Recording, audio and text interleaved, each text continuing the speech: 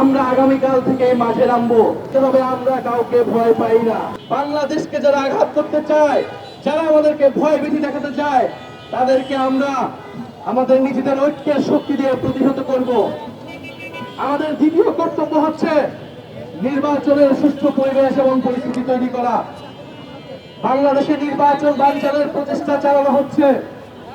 আমরা সুষ্ঠু নির্বাচনের মাধ্যমে গণতান্ত্রিক উত্তরণ চাই, সংস্কারের জোয়ার আনতে চাই বাংলাদেশে।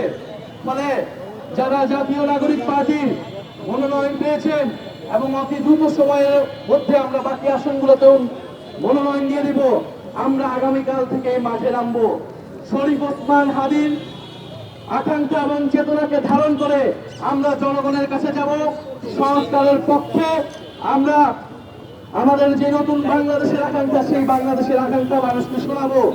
ফলে নির্বাচন কমিশনের যে বিধিবিধান রয়েছে, সেই বিধিবিধানকে মেনে আপনারা রাস্তায় নামুন, আপনারা নির্বাচনী কার্যক্রম শুরু করুন, প্রস্তুতি শুরু করুন।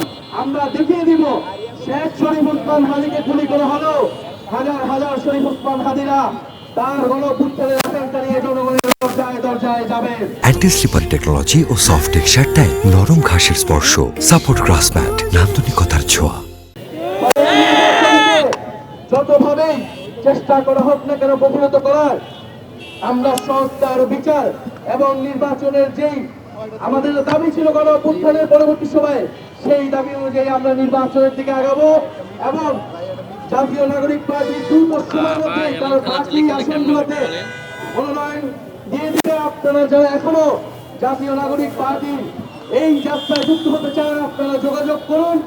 শরীফ ওসমান হাদিকে গুলিবিদ্ধ করে যদি মনে করা হয় যে ভয় দেখানো হবে জুলাই যোদ্ধাদের, তারা রাস্তায় নামবে না, তারা নির্বাচনী কাজ করবে না, দেশে নির্বাচন হবে না, তাদেরকে আমাদের দেখিয়ে দিতে হবে আমরা কাউকে ভয় পাই না। শরীফ ওসমান হাদি একটি রিক্সা, একটি ভ্যান করে মুড়িয়ে বাতাসা নিয়ে তার 5 জন সহযোদ্ধা নিয়ে একা একা মানুষের কাছে যেত, মসজিদে মসজিদে গিয়ে লিফলেট দিত, তার স্বপ্নের কথা বলতো, তার কথা বলতো।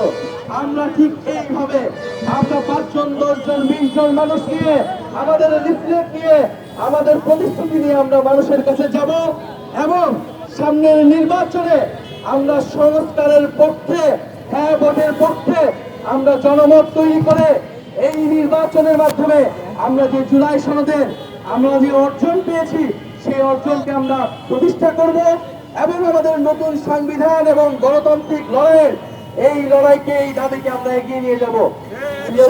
বন্ধুগণ, আজকে যারা আপনারা এতক্ষণ ধরে শুনছিলেন এবং আজকের এই আগ্রাসন বিরোধী পদযাত্রায় যারা জাতীয় নাগরিক পার্টি, এনসিপি, শক্তি, শ্রমিক শক্তি সহ যারা বিভিন্ন অঙ্গ এবং সহযোগী সংগঠনের নেতা কর্মীরা এসেছেন, তাদেরকে কৃতজ্ঞতা এবং ধন্যবাদ জানাই। বাংলাদেশের মানুষ, ঢাকা শহরের মানুষ আজকে আমাদের মেসেজটি পেয়েছে। ইনশাল্লাহ সামনের দিনগুলো ঐক্যবদ্ধভাবে কাজ করব এবং যারা মিডিয়া কর্মীরা কষ্ট করে আমাদের কাভারেজ করেছেন, তাদেরকে আন্তরিকভাবে ধন্যবাদ জানাই।